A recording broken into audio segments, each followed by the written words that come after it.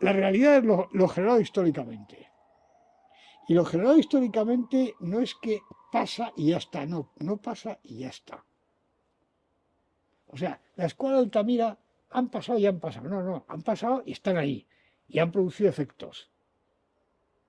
Así, sí, claro. Esos efectos, mezclados con otros, han continuado produciendo efectos. Y todo eso es elemento constitutivo de la realidad actual y de la futura. Bien. Luego, el conocimiento de la realidad histórica es el conocimiento de la realidad. Y nuestro material empírico, el objeto de nuestras preguntas, es eso, es lo históricamente generado. Hay más cosas que se pueden querer saber, por supuesto, pero me estoy limitando a esas.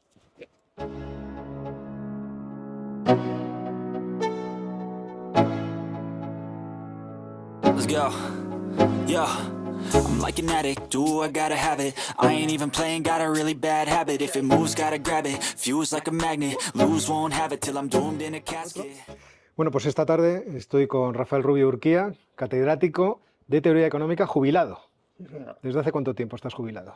Estoy jubilado desde el año, vamos a ver, pues la verdad es que no sé, 6 años o algo así. O sea, tampoco hace tanto tiempo. Desde que cumplí 70, ya según la legislación actual, jubilar quiere decir exactamente varias cosas negativas.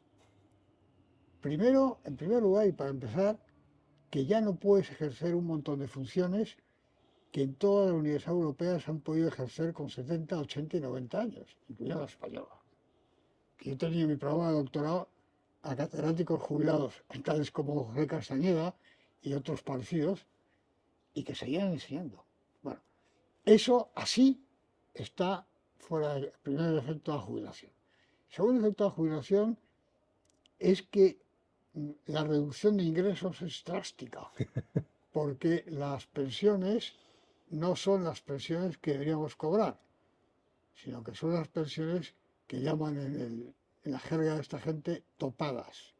Topadas quiere decir que no te van a pagar lo que que no te deberían paga más, pagarte. hayas cotizado lo que hayas cotizado. Bueno, como además en España ha habido una pérdida brutal del poder adquisitivo del dinero en los últimos ya bastantes años, pues entonces esto ya es la miseria absoluta.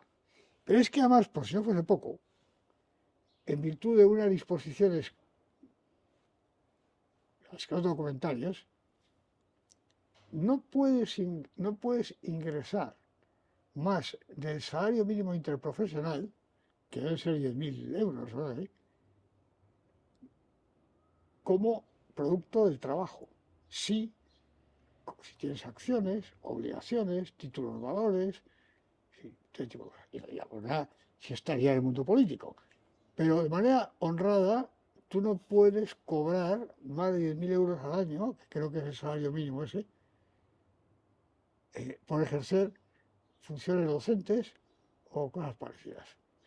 Eso que significa Pero esto. ahora te has embarcado, bueno, entiendo que sigues dando cursos de forma, eh, iba a decir recurrente, pero no lo sé, o de vez en cuando das cursos a distintos programas universitarios. Sí, sí. Y ahora te has embarcado en abrir un canal de YouTube. De abrirlo o de colaborar en un canal de YouTube. Lo ha abierto mi hermano Pedro María, que precisamente, cosas de la vida, es el más pequeño. Nosotros somos 9 hermanos. Entonces yo soy el mayor, pero María es el más pequeño. Me lleva bastantes años de diferencia. Entonces, él es el que ha tenido la idea de abrir el canal que se llama Economía de Acción y encargarme que preparase un curso de lecciones, cosa que hice, pero preparé, lo diseñé y ya las preparo, son muchísimas. Una cosa que, ¿Cuántas lecciones piensas hacer? Por eh, ahora en el canal me parece que hay 7 no, y hay 8, 8, pero hay un vídeo que es recopilatorio de lo que se ha hecho el anteriormente. O octavo. sea, ha habido un momento, habéis sentido la necesidad de decir, vamos a fijar los conceptos o a decirle a la gente dónde está. Sí, ese es el 8. Bueno, hay preparados muchos más, hasta el, no sé, 17 o algo así, y sigo redactando porque tal y como está pensado este curso, esto va a durar mucho, mucho quiere decir mucho. Es decir, ¿Cuál es la idea general que tienes con el curso? ¿Qué es lo que quieres transmitir? bueno, varias cosas. Para empezar, y esto es lo que expongo de un modo bastante simple en la conferencia cero, no tiene numeración 1, 2, 3, 4, es cero, varias cosas. La primera, yo he constatado, son cosas distintas, ¿eh? Lo que confluyen. Yo he constatado en todo tipo de foros, cuando digo todo tipo, es todo tipo, las cosas más variadas y a los niveles, entre comillas, más diversos, que desde hace ya muchos años, para mucha gente muy distinta, es un verdadero enigma lo que está sucediendo en su alrededor. Esto se aplica a España, a Francia, digo sitios que me consta a ¿Te mí, ¿eh? refieres a cómo históricamente se están desplegando o están evolucionando nuestras sociedades? Eso de modo general en la medida que la gente se va dando cuenta, pero incluso en su vida personal, cómo ven que su nivel no, sus medios de vida se contraen de una manera brutal, que la seguridad va desapareciendo, que se están difundiendo toda clase de cosas malas y negativas, que de repente pasan cosas que no podían ni imaginar, propias de una dictadura comunista, aunque yo les digo que dictaduras comunistas eran malas, pero en lo que puede evolucionar esto es mucho peor todavía, porque una de las escasas ventajas que tenían los países del socialismo real es que las reglas de juego estaban claras, ¿eh? Relativamente claras. Pero el curso no está destinado a explicar No, cuáles son los momentos históricos o los no, fenómenos no, no, históricos no, no, que no, estamos no, viviendo. no, no, ahora te voy a decir. Esa situación de perplejidad que causa los mayores males. En España, por ejemplo, la gente, que hay gente que está totalmente adocenada y que ha renunciado a preguntarse nada, vive como puede, muchísimos viven de una manera precaria, otra gente ha pasado directamente a la colaboración con las instituciones y grupos humanos que están colaborando a esto, pero hay gente, bastante gente, de varios tipos de edad, de varios grupos de edad, que de modo distinto se preguntan, ¿pero cómo es posible que esté pasando y que haya pasado esto? Bueno, pues es posible por varias razones. Una, por falta de información histórica, porque la gente sabe muy poca historia. Y de hecho las promociones en las generaciones más jóvenes, la poca que saben suele estar manipulada. Hay una segunda con causa a esto, que a mí me parece más grave que la primera, y es que se carece en general, vamos a llamarlo de esa manera tan vulgar y tan, de modelos razonablemente fundamentados de cómo se producen los procesos sociales. Y en esto está incluida la economía, la política, etc. Bien, esto es el primer elemento del concurrente en el curso este, la intencionalidad, el propósito de por qué establecimos este curso. Dar a la gente que lo desee elementos de juicio científicos que le permitan hacerse más cargo, más plenamente cargo de los cómo y los porqués. Y previamente a los cómo y a los porqués, de dotarle una serie de elementos que le permitan, de categorías conceptuales y descriptivas que le permitan ver cosas que están ahí y que si no se tienen estos meros conceptos, sencillamente no se ven. Esto es un ejemplo, voy a poner un ejemplo en fin, muy sencillo y trivial. Esta habitación en la que estamos está sin duda llena de fenómenos de todo tipo de los que no tenemos la más remota idea. Pero algunos sí. Por ejemplo, sabemos que hay, o puede haber, y hay, ondas electromagnéticas. Si uno no tiene en la cabeza la idea de que puede haber ondas electromagnéticas, ni el concepto de qué sea esto, es que no puede ni concebirlo, no lo concibe. Usted mira, ve una onda, no ve no ve nada de eso. Ahora, si tiene el concepto y sigue en esa dirección, llega un momento en que descubre, como se ha hecho, los instrumentos que permiten captar esas ondas y, por así decirlo, domesticarlas. Entonces, ¿quieres decir que en el tráfico de lo social que vivimos día a día existen causas que no observamos o que no logramos percibir? No solamente causas, sino hechos que están aparentemente a la vista, sin entrar todavía en el intento de explicación. Y procesos que están activos pero que no son fácilmente discernibles. No, por ejemplo, usted ha cogido un mapa de España reciente, ha visto cómo han evolucionado las densidades de población, a qué se dedica la gente, y como eso, 1000 ejemplos. A la tiza. Pues esto. China, China, vamos a ver.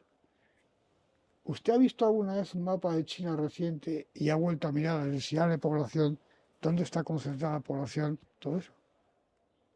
Pues claro, si usted hace este ejercicio, va a descubrir algunas cosas interesantes sobre la República Popular China, por ejemplo.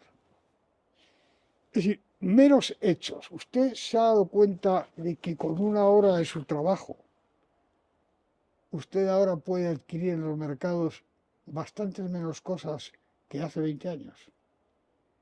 Esto no es una cuestión ideológica ni de opinión, es una cuestión de contabilidad elemental. Se ha dado cuenta y ahí sucesivamente.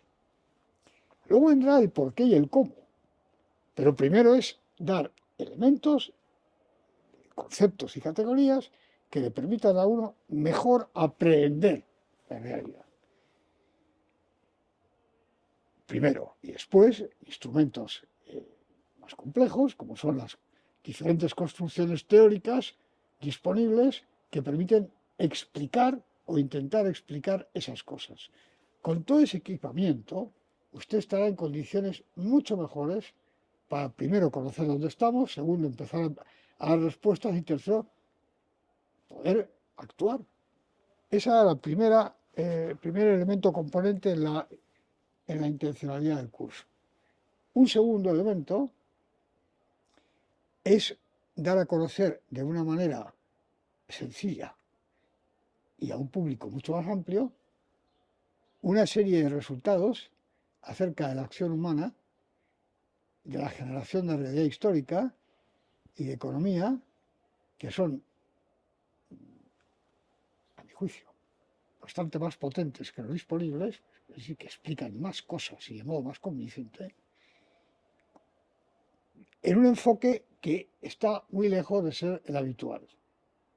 Bien, esto expuesto en textos muy complejos, de no fácil acceso y fragmentarios en su mayor parte, hace que la difusión de esto es muy difícil. Textos tuyos, entiendo que estamos hablando de tu investigación particular, Sí, lo que pasa, sí, en la que convergen obviamente investigaciones de mucha otra gente. claro, o sea, esto es así, es decir, efectivamente, sí, muchas preguntas que yo me he ido formulando e intentando resolver, algunas son enteramente nuevas, pero otras muchas no. Por ejemplo, una cosa que tú conoces, vas a identificar inmediatamente. ¿Cuál es el lugar de lo que llamamos económico en el conjunto de la acción humana? ¿Dónde está eso exactamente? Bueno, pues esto, vamos a ver. En realidad, cuando llegamos a tu curso, en cierto modo estábamos en esa pregunta. Sí. O sea, estabas tú produciendo precisamente trabajos para responder esa pregunta. Exacto. Y además aplicándola a muchas dimensiones distintas o direcciones distintas. Sí, porque para contestar esa pregunta en particular hay que acuñar hay que hacerse más preguntas todavía, más diversas, y acuñar toda una serie de conceptos, intentar obtener resultados analíticos, contrastarlos con la realidad empírica conocida y todo eso, ¿no? Entonces, en muchas de esas cosas, pues naturalmente yo en realidad soy el continuador de otros. Por ejemplo, en el caso concreto de esta cosa de dónde está lo económico en el conjunto de la acción humana, Pues naturalmente el punto cero, por lo que yo sé, es Aristóteles, en política. Después hay toda una serie de escarceos que yo conozco imperfectamente, porque una de las cosas que aprendes, como tú sabes muy bien, en este oficio nuestro, es que siempre hay alguien olvidado, no conocido o no visto en ese sentido, que ha pensado en cosas parecidas. Así que todo esto hay que formularlo con mucha humildad y mucha parsimonia. Por lo que yo alcanzo a ver, el siguiente hito importante conocido de esto, así saltando mucho en el tiempo, sería Fomises. Fomises llegó hasta donde llegó. Pero en el sentido de la acción económica, Sí. porque Santo ¿Dónde Tomás también está, tiene una teoría de la acción que es interesante, dónde está la cataláctica la en la cataláctica. praxeología? ¿Eh? Llegó hasta donde llegó, y llegó bastante, y yo por eso tengo, por supuesto, en otros muchos temas no comparto sus juicios, pero eso sí, tengo un gran respeto por Luis Formises, porque hizo un esfuerzo en condiciones personales bastante malas, por cierto. Porque yo no sé si la gente sabe cómo se desenvolvió la vida académica este señor en Nueva York, pero desde luego no fue una cosa ni fácil ni grata. Pues en condiciones no fáciles, y en medio de una hostilidad declarada, llevó adelante una tarea de pensamiento e investigación que es muy notable, muy notable. Pero en este punto concreto llegó al límite y ya no sabía, realmente no terminó contestando la pregunta. Bueno, pues esos son, pues no, estos dos, hay muchos más, ejemplos de personas sobre las cuales yo me considero continuador y superador en la medida que he sido capaz, o eso creo, de haber dado respuesta a preguntas que no estaban bien contestadas o que ni siquiera están contestadas ni bien ni mal, están planteadas, que no es poco. En otras cosas, pues no he tenido que partir, no de cero, porque nunca se parte de cero, pero de casi cero. Entonces, es toda una visión de la... Este curso se llama Economía y Acción Humana. Es decir, se pone un énfasis muy grande en economía, pero podría extenderse, cosa que en este curso no vamos a hacer, extenderse a otras muchas cosas, ¿no? Así que el primer elemento, el primer, eh, digamos, pilar de motivación del curso es proveer a la gente que quiera oírlo de elementos que le permitan entender mejor no ya las cosas extrañas que estamos viviendo, sino en general. El segundo, que tiene que ver con el primero, pero es distinto, era consignar y dar a conocer un montón de resultados y de conceptualizaciones que no son de fácil acceso. Yo ahora estoy escribiendo una especie de tratado que es una colación de casi todas estas cosas en orden. Lo que pasa es que esto se hace, desgraciadamente, tiene una cierta complejidad analítica y de exposición. No porque yo quiera que sea así, pues es así. Bueno, pero es verdad que tus escritos han sido difíciles porque tú has insistido mucho en tratar de ser muy claro, muy concreto, definir muy precisamente los conceptos que ibas a utilizar. Sí, Y eso es verdad que a mucha gente le ha hecho muy difícil leer sí, tus escritos. sí, A tus discípulos en general no, porque ya, como nos habías entrenado, nos era más sencillo. sí. Pero yo recuerdo una cosa aquí, no con ánimo de establecer comparación ni paralones, sino de dar información. El 90% de lo que debidamente de formado y empaquetado, pues acaba de ocurrir un símil bastante feliz, aunque esto es como lo de los productos financieros tóxicos, ¿no? Lo que se enseña hoy en día en la mayor parte de los centros académicos como teoría económica, ni siquiera se llama teoría ya, es un invento neoclásico, pero ni siquiera en su versión verdadera, sino como los productos financieros tóxicos, empaquetado de una manera con otras cosas que son verdaderamente tóxicas. Bueno, la parte no tóxica de eso, microeconomía, el consumidor, el productor, el equilibrio, todo eso, eso es en su fundamento.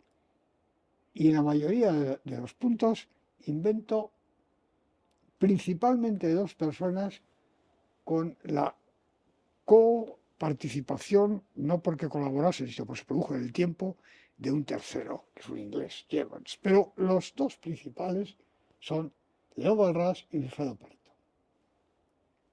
Es decir, yo recuerdo que en la biografía magnífica, por otra parte, de Skidelsky de Keynes, tiene 3 tomos, en un tomo que ahora no recuerdo cuál es, creo que es el segundo,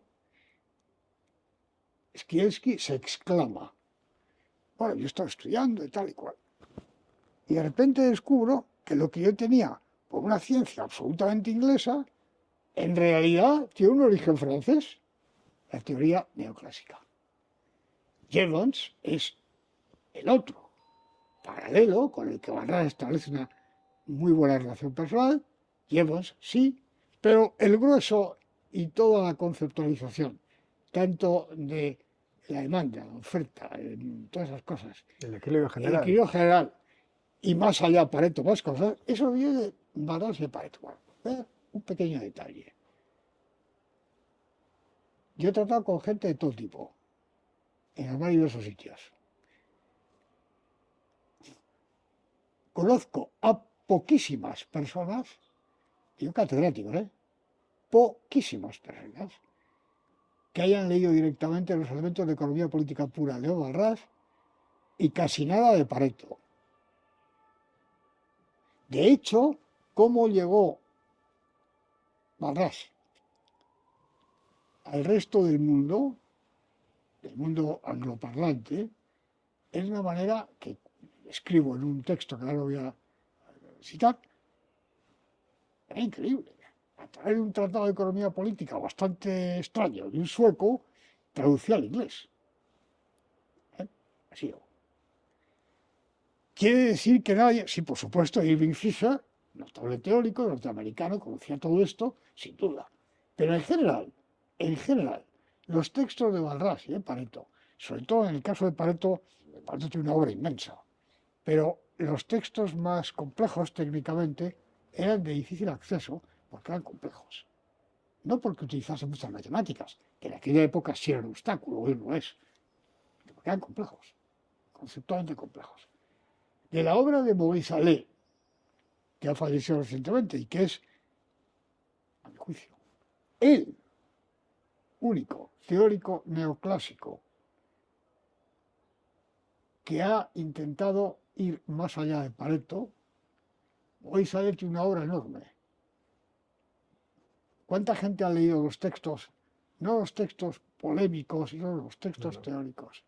Es también otro autor muy complejo, pero también muy repudiado.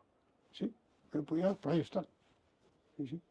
Y admirador de Irving Fisher, cuando hace la retahíla de quiénes son mis ídolos intelectuales o los padres de la investigación que yo, a Irving Fisher siempre le ponía en un pedestal.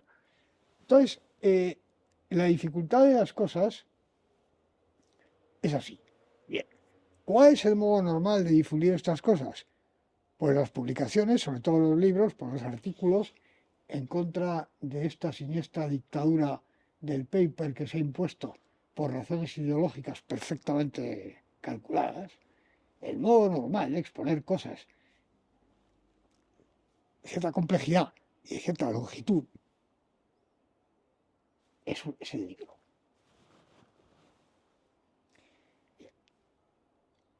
Normalmente estos son los mecanismos de difusión. Como esto no se ha hecho cada vez más complejo, primero porque se ha impuesto como lengua franca de manera muy rápida la lengua inglesa. La lengua inglesa es una lengua que tiene sus ventajas y sus inconvenientes. Los centros que difunden esas cosas son centros con unos condicionamientos determinados. Y últimamente están, en su mayor parte, severamente dirigidos por gente con criterios totalmente ajenos, en su mayor parte, al progreso científico verdadero, cosa que, por cierto, también decía Moisale, cosa que sabía perfectamente. A continuación, la lengua española, por obra y gracia de las propias autoridades españolas, y con la colaboración entusiasta de un montón de españoles, que, como siempre, léase a Estrabón, el primer libro descriptivo suyo de geografía, Iberia, yo lo recomiendo siempre, van a reconocer ustedes algunas cosas actuales, pues hay un montón de españoles que cambian de cualquier cosa según lo que esté de moda o que parezca tener prestigio. Entonces la lengua española, lengua máximamente apta para la difusión y la creación de ideas intelectuales complejas, ha sido o está siendo paulatinamente eliminada como lengua de pensamiento. A continuación, los centros académicos han cambiado radicalmente. Con lo cual, si una obra científica no está dentro de los parámetros cada vez más estrechamente diseñados de praxis, tiene unas dificultades muy grandes de exposición.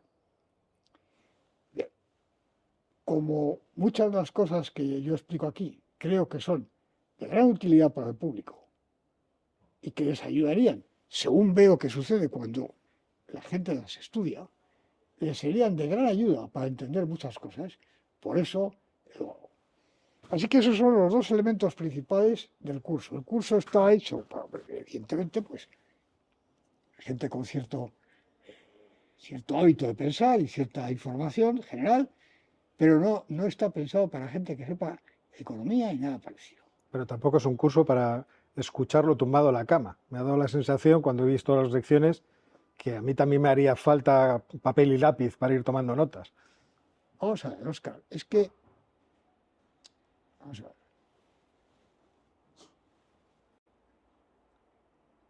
Y estas cosas que se oían antes, bueno, ahora no se oyen porque ahora ya ni siquiera se habla de eso. Estas cosas que se oían antes, es que me hace gracia porque alguien que realmente conozca de verdad la teoría general de la relatividad, la puede exponer sin pérdida de información de manera sencillísima. ¿Cuántas veces hemos oído semejante cosa? Usted sabe lo que estoy diciendo. Yo le puedo dar a usted unas informaciones, unas analogías, pero no puedo dar eso, porque eso requiere una preparación previa en una serie de temas, entre los cuales, en una rama de las matemáticas, que salvo los físicos poca gente transita, que no son en absoluto evidentes. Yo el otro día a un colega nuestro, un compañero jubilado, biólogo muy bueno y muy eximio, estábamos hablando de diferentes novedades de las ciencias recientes, ¿no? Entonces, una de ellas era uno de los temas de la colación fue la continua reconceptualización del concepto de materia por la física teórica. Entonces, yo me había quedado, como natural, bastante anticuado en ese tema. Me había quedado anticuado, pues, por ejemplo, con lo que se decía hace 50 años, ¿no? O 40. Que se había puesto al tanto del tema, tras un año de estudio asiduo con otros colegas míos, me ilustra acerca de los campos que cierto tipo de estructura de campos que generan materia. Entonces, yo le digo, vamos a ver, de esto habrá escrito, yo le digo lo que yo sé del tema y qué manuales estudié en su día sobre esos temas y tal. Y me dice, bueno, eso es todo la prehistoria. Bueno, texto básico es uno que te voy a mandar por correo electrónico, del año 60 y tantos, porque luego esto se ha confirmado experimentalmente hace poco en el Centro de Europeo de Investigación Nuclear de Ginebra.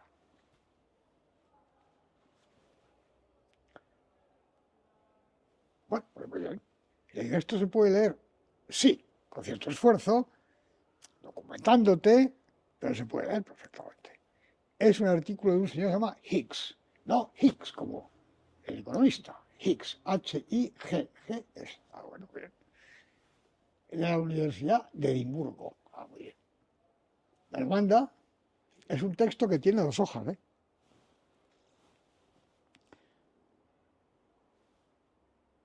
Lo miro, lo leo, lo vuelvo a leer por 4ª vez, por 5ª vez, por supuesto. Para empezar, algo más de las 3/4 partes del vocabulario que utiliza este señor, a mí me es completamente desconocido. Y no existía cuando yo estudié algo parecido a eso. Eso de entrada. Eso para empezar.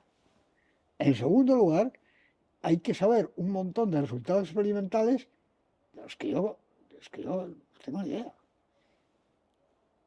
Bien, pues si usted no ha leído eso y usted no está en condiciones de comprobar la parte experimentalmente, que eso se ha verificado experimentalmente. Entonces se lo digo y me dice, bueno, pero aquí hay una cosa que han hecho un consorcio de físicos para explicar esto al laico. Y me lo manda. ¿Lo explica? Sí, sí lo explica, sí. Pero no mi satisfacción. No, porque al final, porque al final la ecuación es la ecuación. Y al final el concepto es el concepto. Esto es un pequeño símil entre otros muchos que podría poner. Entonces, tú puedes, y yo creo que lo hago, eliminar formalismos, eliminar palabras muy complejas, quitar todo un montón de cosas que no son absolutamente esenciales. Eso lo puedes hacer, y yo creo que lo hago. Puedes amenizarlo con diferentes expedientes de animación, que también creo que lo hago. Puedes hacer todo eso. Ahora, lo que nunca puedes hacer es dejar la cosa completamente vacía de dificultad. Eso es imposible. Es imposible. Por tanto, hace falta por parte del que escucha un modicum, por lo menos, de lo que digo al principio. Y no es recomendable. Para quien lo escucha no es recomendable. No. Si le quitas toda complejidad, no es recomendable. Es recomendable porque está hecho de tal manera. Yo me esfuerzo mucho cuando hago esto. A mí me cuesta un trabajo enorme hacer estos guiones, ¿eh? O sea, mucho. Porque yo me esfuerzo, el éxito que sea, por evitar eso. Están puestos los elementos para que quien quiera profundizar más pueda. Y además, en el canal se les brinda la oportunidad de hacerlo. Es decir, he quitado complejidades, para empezar, complejidades tú conoces bien, que a la gente, yo no sé por qué motivo, le echan para atrás. Complejidades notacionales, para caracterizar bien la estructura de una teoría. Y todo eso, para hacerlo bien, como Dios manda, y que sea una cosa no ambigua, pues hay que introducir todo un montón de símbolos y de cosas. Pero no hay hábito de análisis abstracto en mucha gente. Bueno, pues entonces, para esos hay una bifurcación. Los que, con lo que yo les explico, y tal vez algún plus que puedan querer, sobre todo la aclaración, les es suficiente para ver cosas, por ejemplo, esto que es una lata, ¿no? O mercado o estado, y hostia, vamos a ver. Y esos son los instrumentos para abordar ese tipo de cosas, por ejemplo. El crecimiento. ¿Incluís bibliografía para precisamente ese ejercicio de... ¿No lo habéis pensado? No, ni una. ¿Te parece una mala idea? No, pueden preguntar. Claro. Yo estoy pensando, pero eso es un pensamiento paralelo y tengo los medios que tengo, en hacer una especie de prontuario con recomendaciones bibliográficas. Pero es que tampoco estoy seguro que sea lo mejor. Así que no lo sé, eso es una cosa en la que estoy en un mar de dudas, no lo sé. Pero esa es la primera rama de bifurcación. La segunda rama de bifurcación es para la gente que quiera entrar en el núcleo de eso tal y como está hecho. Bien, para esos segundos, para los primeros el curso es, a mi juicio, suficiente como para formarse una idea de la realidad, de los cómo y los porqués. Y ellos mismos decidir cuál de las explicaciones que a mí me parecen más solventes, cuál les es más convincente. Pero luego hay una bifurcación. También está hecha cada conferencia y previamente cada guión. De tal modo que aquellos que, por ejemplo, siendo economistas, o siendo antropólogos, o siendo teóricos de la historia, o físicos incluso, quieran, o biólogos, lo que sea, quieran ir más al fondo de los temas tal y como estos han ido siendo constituidos. Para estos segundos, el curso es una propedéutica general, porque les da una perspectiva amplísima de cosas a tocar. Así que eso es... ¿Cómo lo has estructurado? Bueno, la estructura es la siguiente. Vamos a ver. Si yo tuviera... Voy a contestar, pero antes voy a poner un lema previo, ¿no? En el libro este que estoy escribiendo y que yo sabe si acabaré alguna vez, espero que sí, el modo de exposición es completamente distinto al que estoy siguiendo aquí. Porque parto de los primeros elementos a priori, que son consideraciones de tipo noseológico y metodológico. ¿Qué quiero saber? ¿Cómo creo que lo puedo saber? Todo ese tipo de cosas. Y a continuación, ¿cómo es el conocimiento empírico, el conocimiento de los procesos humanos? ¿No? Todo eso. De ahí se van deduciendo toda una serie de cosas y metiendo. Tal. Y una vez tenemos eso, pasamos ya al tema concreto de cómo es la acción humana y la generación de realidad histórica. Eso en el libro. Yo eso no lo puedo hacer en el curso. Es completamente imposible. Porque la mayor parte de las personas que siguen esto no entran en semejante tipo de pórtico. Porque su habitualidad de enfrentar los temas y de pensar no es esa. Pero ya no me refiero solo a gente ajena al mundo académico e intelectual, incluso colegas nuestros. Así que he adoptado un método distinto del que adopto para su exposición sistemática. Es el siguiente. Vamos a ver. Economía. ¿Qué es eso? No sabemos todavía. Lo vamos a investigar. Vamos a empezar con una cosa previa. Y es la realidad. La realidad de lo humano. La realidad de lo humano es lo que hay. Lo que hay quiere decir no solo lo que hay ahora. Lo que hay en cuanto ha habido desde que tenemos noticia de la existencia del ser humano y de sociedades humanas. Eso va a pasar. Tenemos un material empírico que cada día es mayor, porque cada día se conocen más cosas del pasado y del presente, aunque el presente muchísimas permanecen ocultas porque se quiere que permanezcan ocultas, del pasado porque no es visible y hay que investigarlo, y afortunadamente hay muchísimos progresos, muchos, en el conocimiento del pasado. ¿Es esto una cosa secundaria? No, no es secundaria, es la realidad, la única realidad. Estoy hablando en términos usuales, ¿eh? No hablo de otro tipo de realidades. el- la realidad es lo generado históricamente. Y lo generado históricamente no es que pasa y ya está, no, no pasa y ya está. O sea, la escuela de Altamira han pasado y han pasado. No, no, han pasado y están ahí. Y han producido efectos. Así, sí, claro. Esos efectos, mezclados con otros, han continuado produciendo efectos. Y todo eso es elemento constitutivo de la realidad actual y de la futura. Bien. Luego, el conocimiento de la realidad histórica es el conocimiento de la realidad.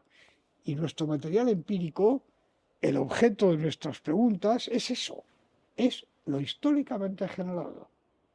Hay más cosas que se pueden querer saber, por supuesto, pero me estoy limitando a esas.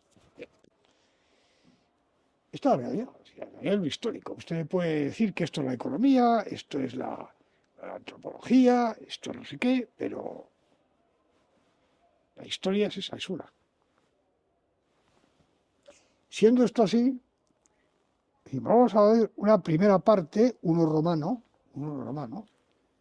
de elementos conceptuales, modos de representación que le permitan a usted aprender a intercalar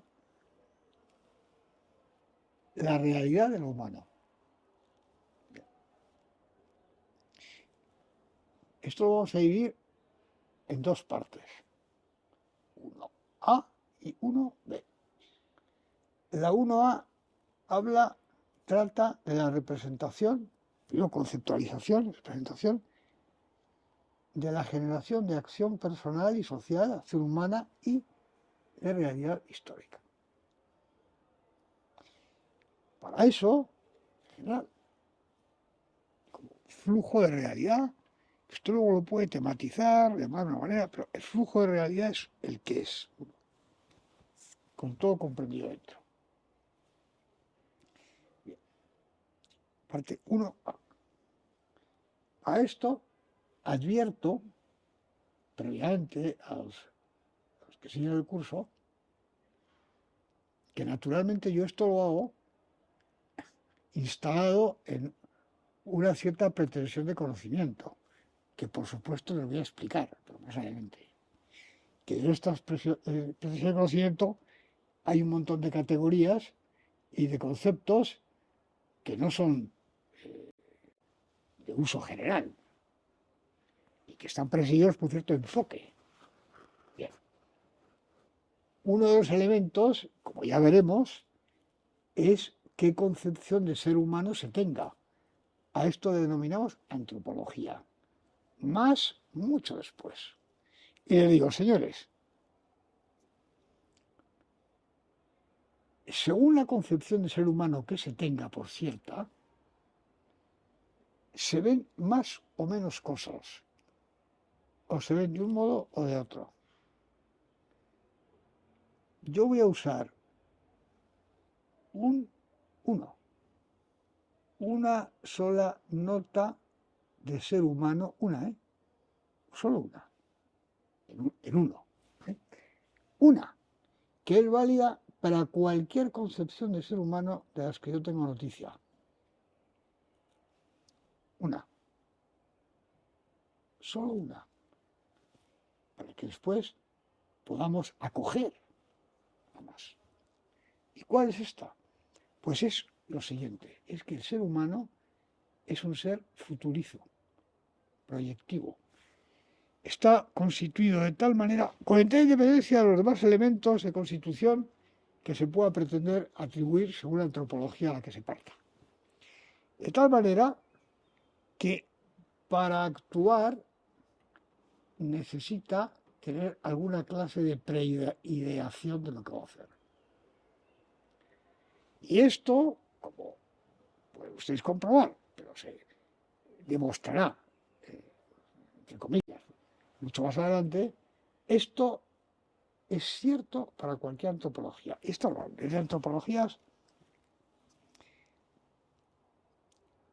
que consiste en decir que el ser humano es una especie de máquina sencillísima, con un circuito impreso, por ejemplo. Y es eso. Está totalmente determinado, no tiene voluntad ni entendimiento, nada. Desde eso hasta concepciones humanas complejísimas, como puede ser, por ejemplo, la antropología cristiana, como por ejemplo, que este contexto puede resultar más familiar, aunque nadie haya estudiado eso. Cualquier complejidad. Para cualquier antropología, esto es un hecho. Se podrá explicar de un modo o de otro. Sí, bueno, usted anticipa porque tiene usted el circuito impreso, la laminita que le he metido aquí, con la que usted está hecho. Usted es eso, no aspire usted a creer que es usted. Claro, usted es una laminita y entonces la laminita pone, cuando se recibe la partícula tal por tal sitio, usted atiza esto. ¿Ya está? No, pues ya está. Ese es el preplan que usted tiene. Sin eso, no hay acción. No, no. Bueno, el ser humano, ¿eh? ¿Y qué es el ser humano?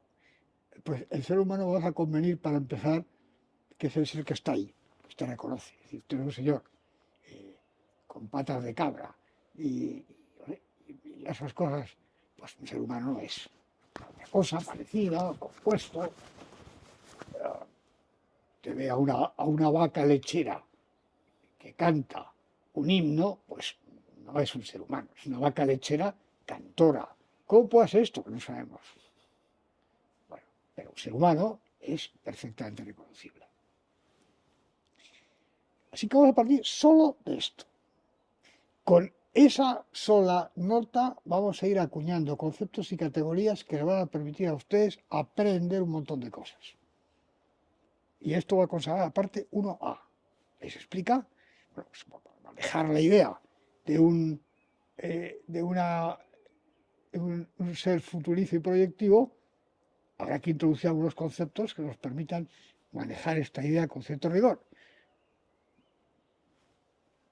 Planes de acción, ensamblajes, hacer el plan de acción, Entonces ya inmediatamente introduce una complejidad analítica, como tú sabes muy bien, que yo mantengo a un nivel muy bajo, pero suficiente. Y ahí, con todo esto, representamos la acción personal. Cómo se genera un instante de acción personal, una secuencia de instantes.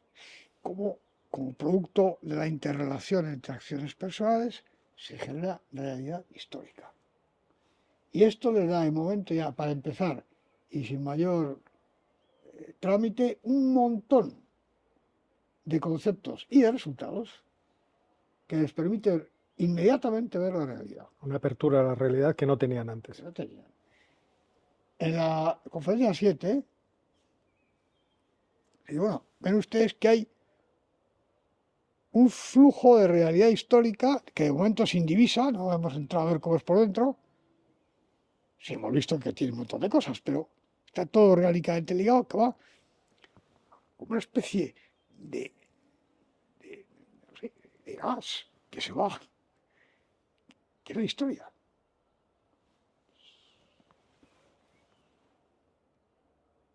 Hasta hoy. Pero ese gas, como ya hemos visto en sesiones anteriores, la realidad actual incluye prefiguraciones de futuro imaginado. O sea, que es lo producido, una prefiguración de un futuro que no existe todavía. Claro, este flujo, que es lo que hemos analizado hasta ahora, claro, este flujo es muy complejo. Entonces, es humano dar nombres a las cosas. Y decir, pues qué sé yo, esto es un roble, esto es un tilo, esto es una retorta, y sucesivamente. Y estas cosas parecen todas, son vegetales. Esto en el orden de lo inanimado. En el orden de lo histórico, pues exactamente igual. Damos nombres. Tematizamos. No solamente damos nombres, sino que lo convertimos en objetos de estudio. Todo tipo de nombres. Bueno, pues uno de los nombres es economía. Actuales, ¿eh? La economía, ya veremos más adelante, eso hay que verlo un poco más de cerca, ¿verdad? Pero el uso actual de la lengua española, pues economía designa una serie de cosas, porque hemos dado nombres. Luego otros designan política, sociología, criminología, demografía y así sucesivamente. ¿Con qué periodicidad estás sacando las lecciones? Cobran ¿Con qué periodicidad estás sacando las lecciones? la... Vamos a ver. Esto es a juicio de la ¿La autoridad técnica la o...? autoridad del canal. Yo, por lo que llevo comprobado, que no es mucho porque no lo suelo hacer, esto suele ser unos cada 12 o 13 días en media, creo. Pero no lo sé, francamente. 12 o 13 días. Bien, esto es la parte 1A. Bien. 1B, que es lo que se está ahora radiando. La 1B es, ¿han visto ustedes esto? Hemos dicho que una de las cosas que está dentro de este flujo, no sabemos cuál, vamos a investigarlo, se llama economía, que es lo que a ustedes interesa, ¿no? Bueno, vamos a examinar a ver qué es eso. Siempre dentro del ánimo del uno romano, que es elementos de aprehensión y representación de la realidad, no todavía de ¿Cuántos explicación. números romanos tiene el curso? El curso tiene 2 números romanos y un suplemento. Voy a explicar. El 1B se habla de economía y eso, el 1A tiene 8, ¿sí? 8 conferencias, de las cuales la octava es una recapitulación, pero el 1B, que trata de economía, tiene muchísimo más. El 1B empieza en 9 y tiene como 15 conferencias, donde damos vueltas, pero vamos por arriba y por abajo. La descripción, caracterización por arriba y por abajo. Por ejemplo, si quieres me pregunto, muchísimas cosas. Terminado todo esto, ya estamos para la conferencia 20 y muchos, entramos en 2. Porque al final de 1B y antes de la recapitulación, hay una conferencia en la que hacemos preguntas. Ya al principio de economía, en la conferencia 9, empiezo diciendo, ¿por qué es interesante economía? Y pongo una serie de razones, sacadas de lo que a la gente le interesa, no lo que a mí me interesa.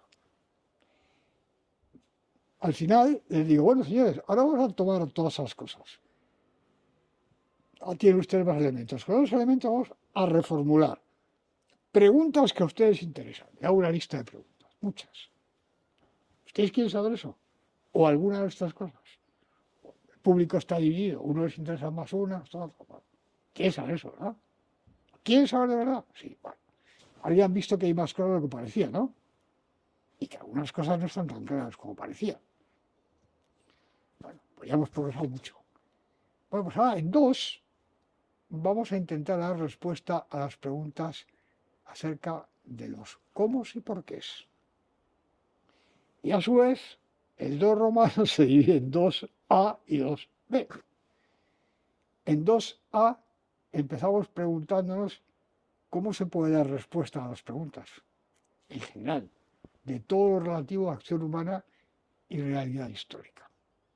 Hay toda una serie de conferencias tratando diferentes. ¿Qué podemos conocer? ¿Y cómo? Y cómo son las construcciones teóricas utilizadas. Y esto hay que hacer una serie de cosas que yo mantengo al mínimo, pero por muy mínimo que sea, hay un montón de cosas las que la gente en general no tiene la más remota de las ideas. Inciso, yo el año pasado, en el mes de marzo, sí, otra vez abril, en el seno de un curso que ha durado 2 años y que ha tenido una gran audiencia. Esto está reservado a investigadores y profesores de diferentes materias. Un curso se llamaba, digo se llamaba porque acabó ya, ¿sí? Antropologías con raya, sin persona. Yo este título no lo hubiese puesto jamás, pero la otra persona que conmigo codirige el curso se ve que conoce mucho mejor el panorama que yo. Entonces, él insistió en el título y efectivamente ha sido un éxito. Porque se trata, es para revista de todo tipo de antropologías. Entonces, había una parte 1, ¿sí? Uno romano también, que era, esto eran, que eran aquí, ¿qué teníamos aquí? Teníamos gente de derecho, esa extraña interfaz que es economía, finanzas, empresa.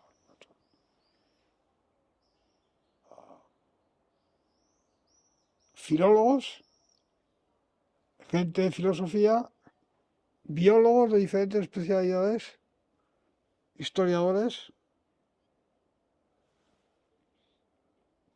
2 o 3 personas que procedían del mundo de la física aplicada, inteligencia artificial y todas esas cosas. Bueno, y habría más gente, pero eran muchas, eran 50 o más. Bien, era de todas edades, porque había desde jóvenes de 28 o 30 años que estaban en una fase avanzada de su tesis doctoral, hasta catedráticos jubilados. Así que imagina el espectro, ¿no? Entonces, parte 1, que tuve que dar yo. Naturaleza de las antropologías. ¿Y qué son y para qué van? ¿Para qué van en el sentido estricto? Así, ¿cómo operan en el conocimiento y en la producción de realidad? Bueno, pues esto fue unas sesiones que eran varias horas, ¿no? Que yo di.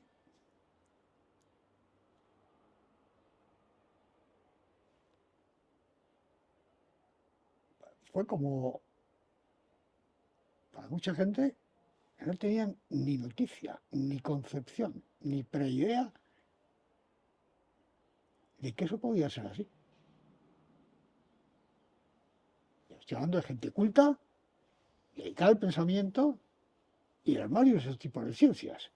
Yo recuerdo, por ejemplo, una cría, una señorita, en primera fila, que esta era doctora y todas esas cosas ya, eh, en genética, el genoma humano. Una cría fantástica, que hacía unos apuntes buenísimos con una máquina que tenía. Chica, esta había estudiado antropología biológica en la Facultad de Ciencias. Era licenciada y doctora en biología, entonces en la Facultad de Ciencias, o como se llama eso ahora, en la Complutense, lo han dividido en un montón de subfacultades, había un curso de antropología, que era antropología física, realmente, y lo tomó. Entonces, claro, esa es su imagen de antropología. Claro que se forma parte, pero es una pretensión de conocimiento de cómo es el ser humano. Entonces, tiene unas estructuras lógicas y unas y formales que conviene conocer, y tiene unas implicaciones, y es una cosa bastante compleja, ¿verdad? Bueno, pues era una cosa extraordinaria, porque nunca habían oído, ni por aproximación, hablar de nada de eso. Ni tenían idea de que eso se podía sistematizar así. ¿Por qué? No lo sé. Y todo esto se verá en DOSA. ¿De qué, perdón? Quiero decir, todas estas cuestiones antropológicas las veremos posteriormente en el curso. Bueno, entonces en el curso, bueno, en 1, en 2A, ¿sí? En 2A, cuando se expone las fuentes de nuestras pretensiones de conocimiento, ¿dónde sacamos el conocimiento? Pues hay una parte que son las construcciones teóricas. Y como se demuestra, ya está demostrado, cosa que no gusta a todo el mundo, pero es así, toda construcción teórica tiene una estructura que se describe. Esa estructura, un elemento fundamental, es la antropología objetiva que el teórico adopte de facto, lo sepa o no, adopta una. Eso sí lo explico ahí, porque si no es completamente imposible en 2B explicar cómo son las construcciones teórico-económicas, es decir, las diferentes explicaciones acerca de la realidad cuya más fácil aprehensión hemos visto en 1b.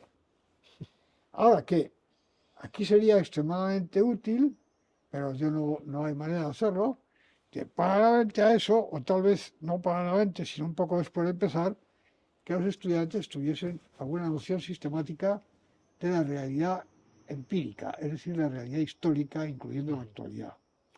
¿Y te tienta, por ejemplo, hacer sesiones específicas de cómo podemos iluminar fenómenos históricos presentes con lo que se está explicando en Sí, el curso?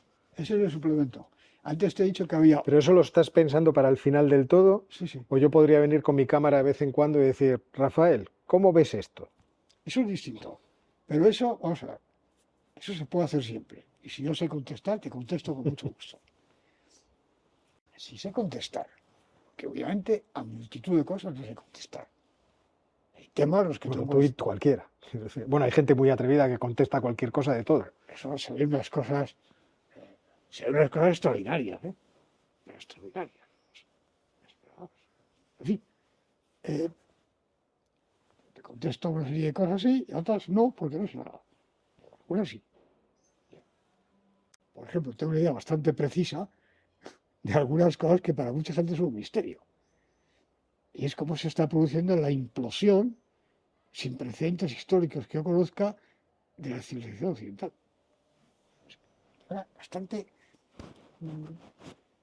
precisa y muy pensada de cuál está siendo y ha sido el mecanismo lógico-causal, por así llamarlo, de manera bastante mala, que está produciendo eso. Ahora, también te puedo hablar de muchas más cosas, pero de otras no. Por ejemplo, de temas financieros y cosas de esas, no, porque no tengo la más remota idea y además no tengo intención ninguna, salvo que imprescindible, porque tú no puedes pretender saber todo tipo de cosas. Entonces, respuesta, sí, por supuesto que puedes saber eso. Y si yo sé contestar, será perfecto y lo haré. Pero una cosa que le digo a los seguidores del curso desde el principio es que los que quieran participar en esto, cosa que yo recomiendo que se haga, tienen que adoptar una serie de medidas de instalación desde el principio. Varias. Una, corazón y cabeza grandes y abiertos. Claro, hay gente que dirá, bueno, ¿y eso qué tiene que ver? ¿Qué tiene que ver todo? La aproximación al conocimiento verdadero exige una notable apertura de mente y de corazón. Es decir, exige una buena voluntad y un buen ánimo a priori. Si no, en contra de lo que pueda parecer a mucha gente, hay elementos de la realidad que no verás jamás. Nunca. Así que primero, corazón y cabeza abiertas. Segundo, ánimo continuo de no dar por cerrado enteramente ningún tema que no esté muy claramente claro. Y como resulta que hay un montón de temas que no están nunca muy claramente claros, tener siempre abierta una puerta para eso. Perdón. Tercero, paciencia. Mucha paciencia. No se saltan etapas. En este curso, de una manera, evidentemente, que espero que sea rata y, en fin, con ciertos elementos de distracción, se sigue un sistema que exige no saltarse ningún escalón. Espacio se repite cuanto sea necesario, pero no se salta ningún escalón. La palabra prisa está completamente excluida de este planteamiento. Quien tenga prisa, esto no le conviene. No hay prisa. Ninguna. Eso. Paciencia, método, sistema y estar permanentemente dispuestos a poner en cuestión cosas que se tenían por ciertas o por evidentes o por cuasi evidentes. Poner en cuestión quiere decir poner en cuestión. No estar dispuesto a aceptar cualquier majadería que se escuche, no. Poner en cuestión. Así lo dice, por ejemplo. Por ejemplo.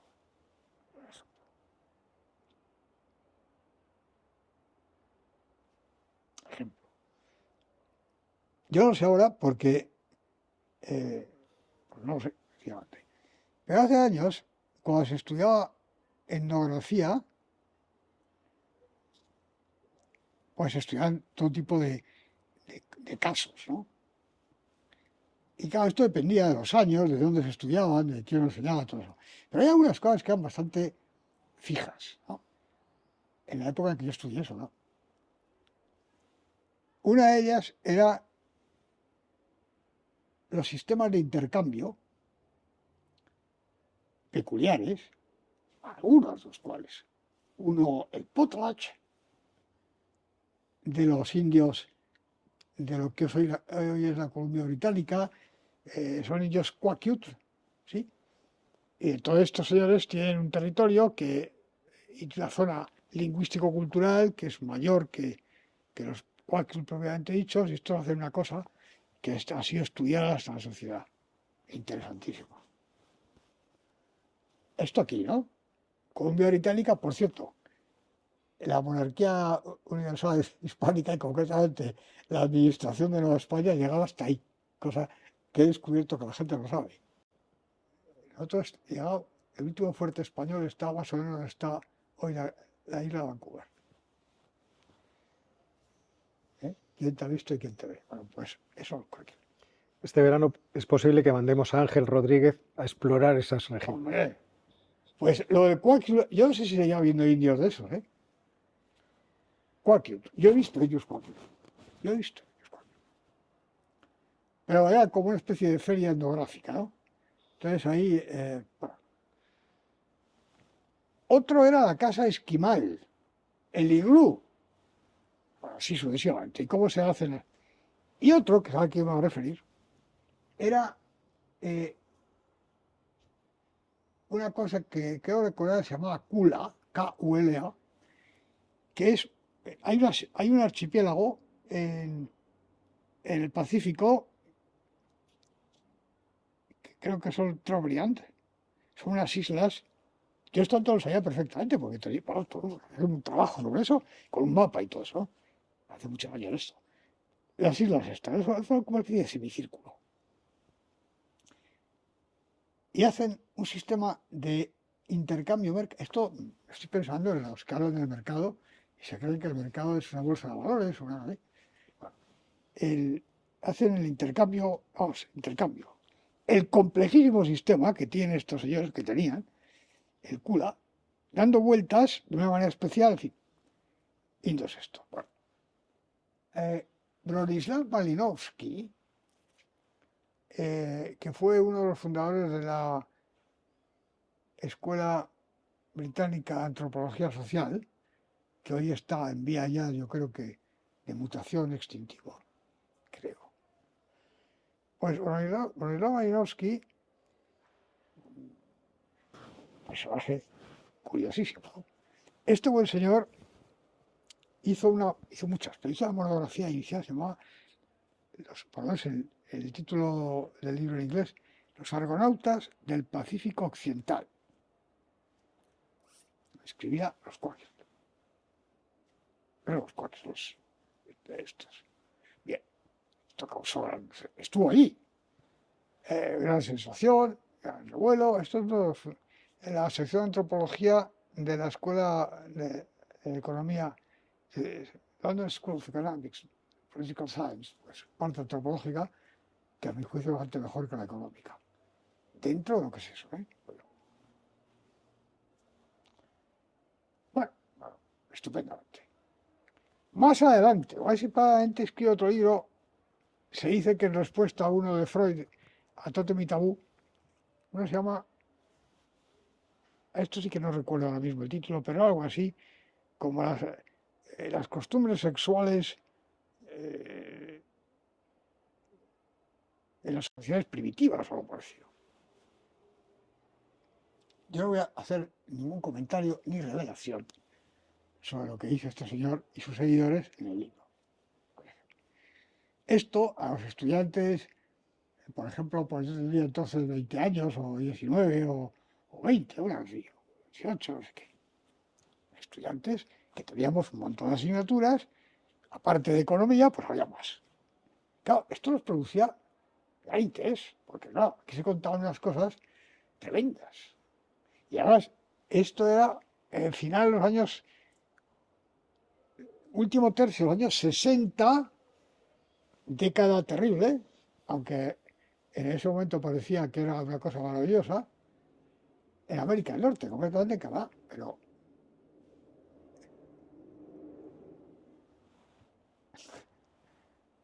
bueno, gran parte de las cosas que dice este señor han resultado que no son ciertas. Y lo mismo pasa con otras muchas cosas.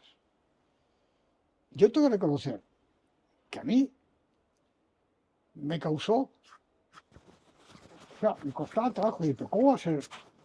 No, exactamente así no es. Pues hay que estar dispuestos a reconocerlo. Hay que estar dispuestos a reconocer las cosas. Y no, otra cosa es que siempre quepa un margen de duda, todas esas cosas. Así que esos son los elementos de ánimo con los que debe partir por propia voluntad quien se aproxima a este curso. Y tener paciencia. Paciencia.